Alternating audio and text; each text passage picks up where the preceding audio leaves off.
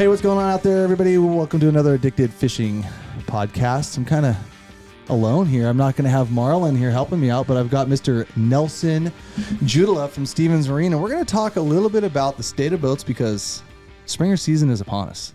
It is now. It's here. It's here. How busy are you guys right now? It's getting there. Sales side is pretty busy. If you're on the service side, you have a little bit of time left where you can get in a reasonable time frame. You know, really, it's kind of the combination of the fishing and the splash and giggle sunshine crowd. I was waiting for you to say the splash and giggle crowd. That really gets us on the service side. But, I mean, the sales side has been very busy. We're kind of wrapping up a repower season. You know, people do that in the off season. But we're getting into the sales season. We had the boat show and the sportsman show, and that all definitely gets things going. And it's been real steady since then, selling lots of new boats and repowers at the same time. So, well, I've got some good questions for you guys. It's going to be kind of fun because I'm going to put Mr. Nelson here on the spot because I just love doing it. But first, guys, real fast, and just some housekeeping stuff. We've got our our fourth bash of the season that's going to be occurring in Erie, Pennsylvania. For those guys, we're having a mega bash out there. It's the first time we're going to the Midwest. We're going to be premiering the Steelhead Alley movie and, of course, all the shenanigans with the bash. The crew's going to be there. Our boys are going to be there. Our shop guys are going to be there. I want to get you guys a little bit of a head warning because we're about 3 to 4 weeks out on this, and we've already sold half our tickets, and it is going to sell out. So if you guys are listening to this podcast over in the Midwest, or hey, if any of these Northwest guys want to travel out there with us, you might want to get those tickets now soon. It's going to be at what convention center? It's going to be at the Bayfront Convention Center. I hear the venue is awesome. April 21st. April 21st. It's a Sunday night. It's going to be absolutely killer. I know the Fish USA guys are super stoked. So anyways, get your tickets, guys, before you do it. But that's the only announcement I got because I want to ask you, why the hell are boats so expensive these days? oh, man.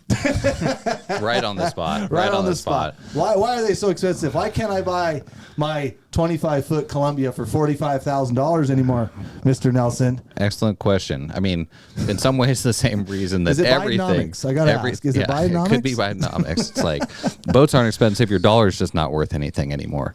No, I mean, realistically, the main drivers on something like an aluminum boat are cost of skilled labor to build them and aluminum, and both of those things are expensive and probably not getting any less expensive. You know, people probably aren't going to work for less money anytime soon if you're a skilled welder. Well, no, they have to afford the damn boat they're building. Right. So it's, yeah, of exactly. course. I mean, they got you kind of in a tough spot, don't they? Exactly. But over a 50-year time period of heavy gauge aluminum boats in the Northwest, I mean, they've pretty much gone up every year about 5%. And there was, you know, a little bit of acceleration in that during COVID years. But I mean, it's not crazy that they would go up 10% some years, and they've done that over the years. But except for a couple years in the early 2000s, they have gone up every single year. And in those years, they just kind of stayed neutral. So, you know, it's kind of in some ways the way of life. Like I want you to solve all the current world economic problems right now and why my boat is so darn expensive, but worth it. And the upside of a continual and steady increase like that in the price of a new boat is that the used boats hold their value very well. So they kind of track after the new boats. And, you know, oftentimes you hold on to a boat for 2 years, 3 years, but certainly 5 to 10 years, and you're able to sell your boat for what you got it for. So cost of ownership is not that high. Obviously, cost of entry can be a little bit higher now. And that's the reality with the aluminum boats too, because I mean they don't rot, they don't rust. They are the same hull. I mean, I know some guides that are running Alumaweld hulls that they were guiding in 30 years ago, still to this day.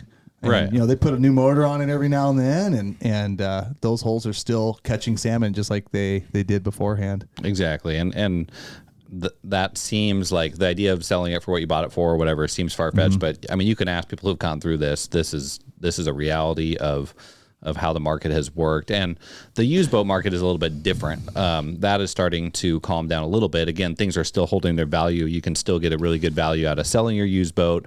But, a lot of the really crazy used boat pricing that we saw in the last couple of years has settled down. It's not necessarily a 2-year wait to get a new boat now. And that was a lot of what was driving. That was going to be my next question. Yeah. So that was driving, used boat is more supply and demand related than new boats. The price is what the price is because of what the boats cost. So, I get a lot of feedback where people are like, "Oh, you guys are making a fortune on every one of these that you sell." I mean, the margins in the boat industry. Well, I've seen the cars and all the truck, the parties you guys have down there at Stevens. No, I'm totally kidding, guys. The the margins are slimmer in the boat world than they are in a lot of other industries. And I mean, as a salesperson, I certainly wish that they were not as expensive. It'd be a little bit easier. But again, it's one of those things where you pay to enter, and then it's not like regular sedan car or RVs historically, or a lot of things where you're just like straight line depreciating into the ground.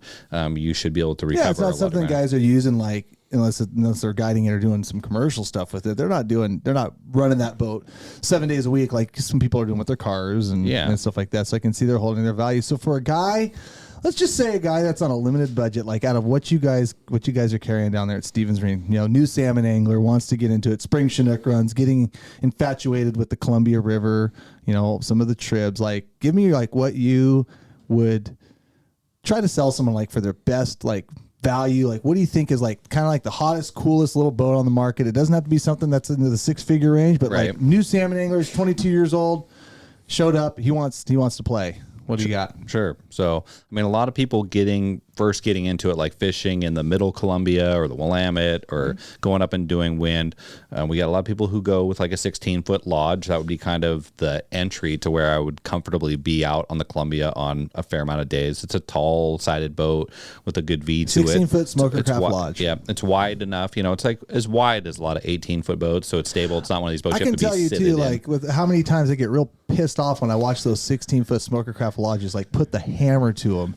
We're sitting here running around in our 25 Columbias, looking like sheep. It's an ideal 2 to 3 person fishing boat. You can get one new pretty reasonably. There's a ton of them used because they're one of the most popular boats in the whole country. No question. They're everywhere. They're all welded. From there, you would go to, I'd say, an 18-foot adventure that they just re-released. They did some changes to that to where it's got a way more open floor plan now. There's no foam in that boat now. Figured out some loopholes there. So it's been redesigned. And again, 3-4 people, perfect boat for that. Some people, that's an open boat, a tiller boat. Some people want to shift to a 18 or a 20-foot striker or a Talon that would have a windshield on it. We just watched a gnarly storm here. Certainly this time of year, it's nice to have the protection. Lightning and thunder and hail. It'll be sunny in 20 minutes. Yeah. It's springtime in the Northwest. I mean, I've fished in the snow for springers before. It's nice a lot of mornings, even if it's nice in the afternoon or cool in the morning. And I mean, the boats with tops tend to be a little bit more family friendly as well. So, you go into that striker range in a 20-footer. You got a nice enclosure. You still got 6 feet of fishing space in the back.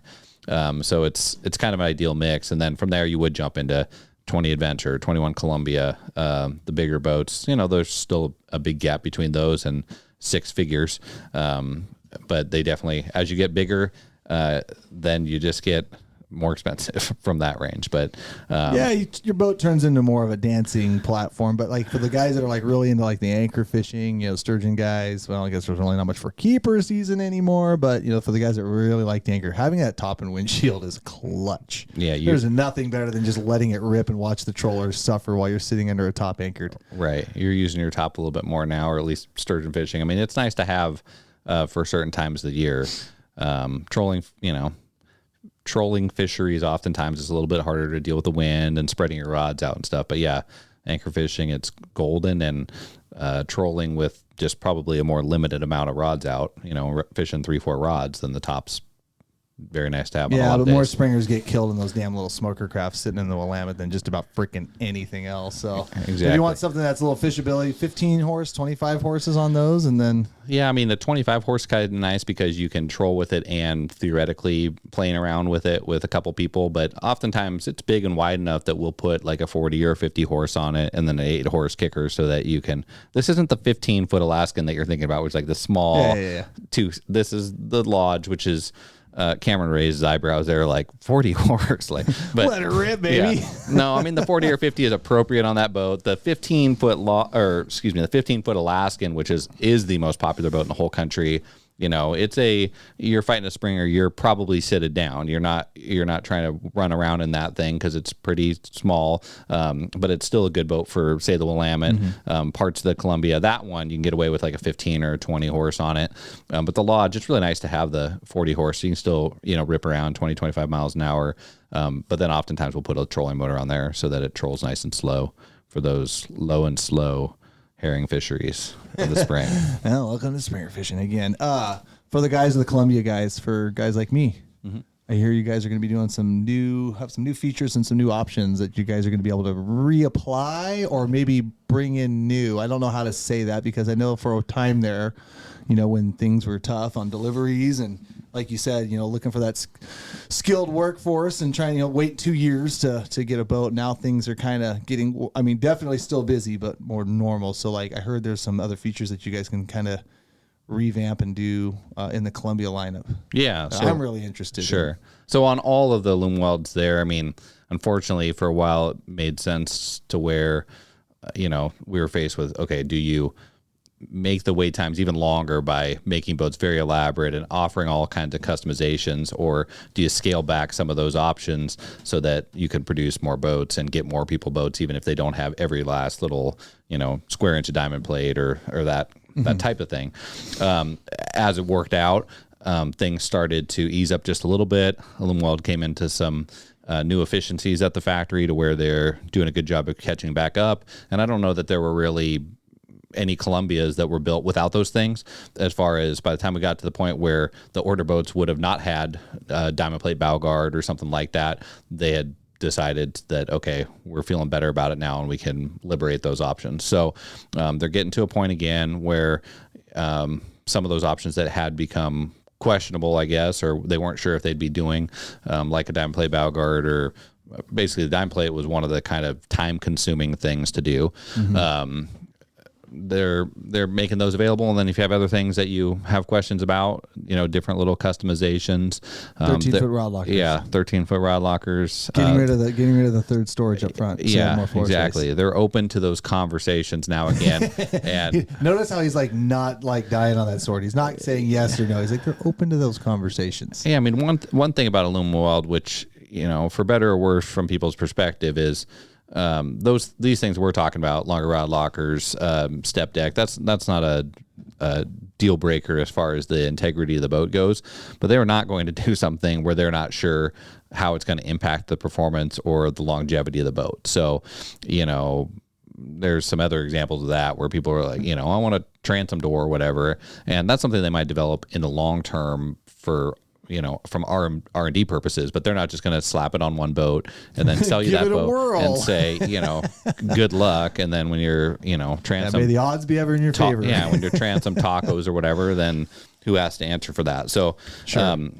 They're within reason there, yeah. and they're open to discussion there, as far as those little custom pieces that finish off a boat. So a lot of that stuff has been available over the years to a certain extent. And now it's kind of back to where you can always ask, and the worst thing they could say is no, but they're more willing now to work on those custom items on a boat.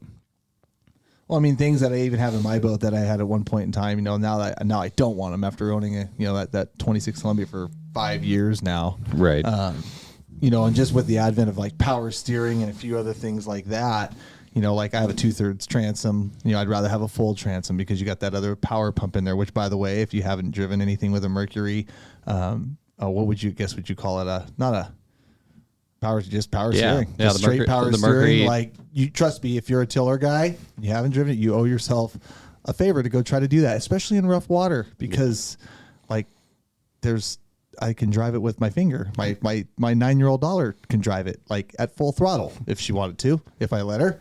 It's very, very, it's an incredible piece of technology, and Mercury's the only one that has it. But having that pump in that lower transom and the 2/3 transom with both my batteries and, my Wash pumps down, and my yeah. wash downs and my Yeah. high water alarm and just everything else that I got back there gets a little tight. It's definitely cozy in there. So yeah, the power steering, we get lots of people who are sure that they don't need it. You're crazy. You've driven. Well, I mean, you've driven a crazy. tiller boat for 25 years or whatever. I had a 300 horse without it, and everybody says that until they use it, and then they're like, I could never go without it again. Well, until I did have one incident, about 2 years ago where I freaking popped a log and I hit something big. I was damn Multnomah Channel, and it went, instead of that motor jumping to the side and throwing I wasn't ripping, but I was probably going 35, 40 miles an hour, and it popped the motor up straight up. And of course I let off the throttle, slid to a stop, reassessed damage. Oh, I also cut a seal in half at buoy 10, but that's a whole nother story. Bottom line is it didn't move at all. Yeah. And because that power steering. Okay, it was on accident, but I better tell the story real fast. Yeah, the Marine Board. No, I mean, dude, straight up, I was just at a hot bite, and I was washing inside, church hole, where 1,000 boats participate and fish.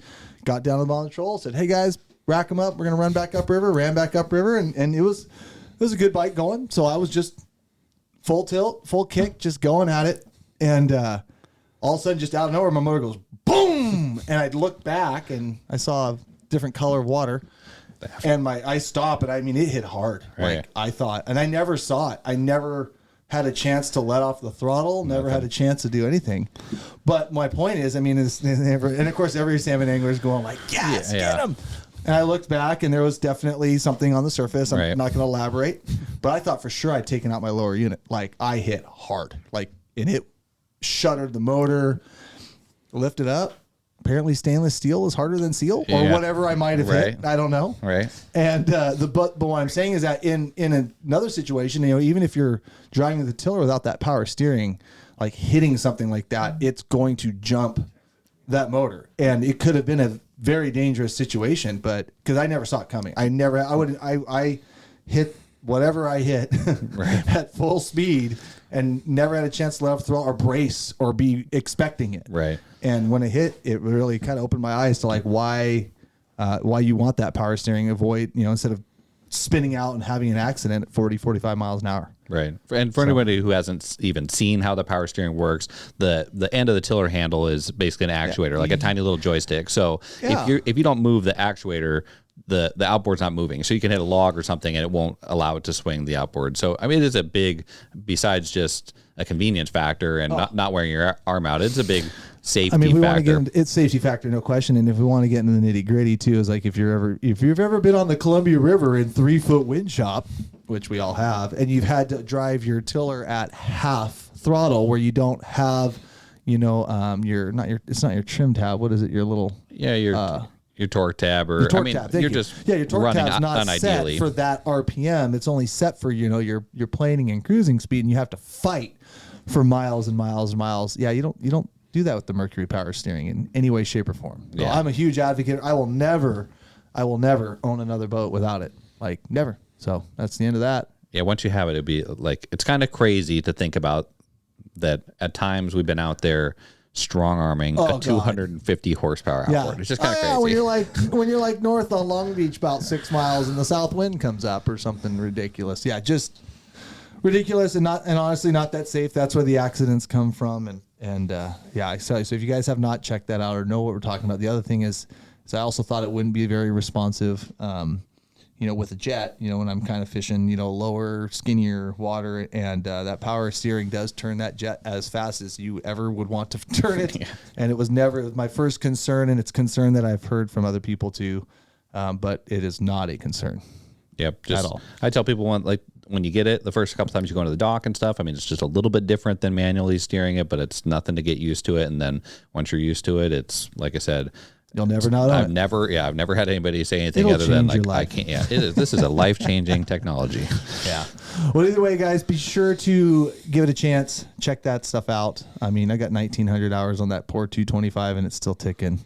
So, I mean, We're going to see how long it lasts. See how long it lasts. So I've been super impressed with it, you guys. But of course, guys, check out Nelson at Stevens Marine. They obviously sponsor our live broadcast that we do on Wednesday nights on Facebook and YouTube at 6:30 ish every week, but you guys, huge supporter of Addicted. We love to have them.